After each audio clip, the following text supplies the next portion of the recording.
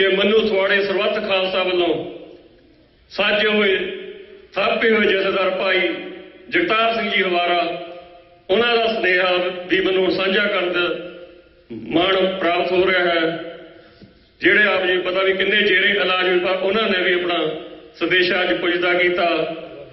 तुसीं उस संदेशे नूं जदों मैं समाप्ति करा जकारियां की गूंज विच तुसीं सारिआं ने प्रवान करना।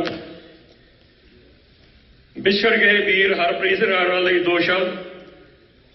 सत्कार जो गुरु रूप खालसा जी, वाहिगुरू जी का खालसा वाहिगुरू जी की फतेह। गुरु प्यारे पंच सेवक अते कौमी आजादी दे अणथक गुलाटीए वीर हरप्रीत सिंह जी राणा दे अचानक विछोड़े बारे पता लगा है। इस वीर बारे जिन्ना को कुछ पता लगा है उस नाल यह लगता है कि जिवें इस निक्के वीर नूं पहला ही पता होवे कि जिंदगी बहुत थोड़ी है ते करन वाला काम बहुत ज्यादा है। इसे लई वो लक बन के दिन रात की परवाह किए बिना कौमी आजादी का जनून छाती विच ले गए। थोड़े समय विच लंबे पैंडे तय कर गया।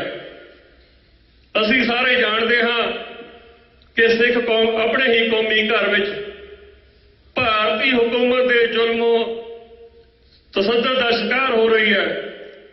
सिख कौम अपनी आजादी लिए जद्दोजहद कर रही है, जबकि भारतीय स्टेट सिखा की नस्ल कुशी लिए हर एक कमीना हथकंडा वरत रही है।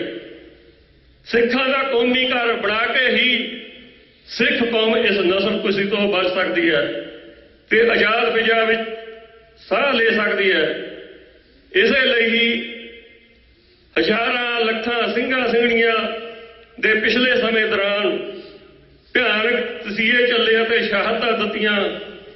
कौम की आजादी की जंग अजे जारी है ते इनते मकसद लई कोई भी धिर किसी भी तरह यतन कर रही है तो वह धनता के योग है। इसे ही संघर्ष में जुझारुआं वांग काम करता वीर हरप्रीत सिंह जी राणा शहीदां वाली मौत नूं परनाया गया है। अरदास है कि अकाल पुरख वाहिगुरू इस वीर के परिवार के संबंधियों नूं भाणा मल्लण दा बल बख्शिश करन।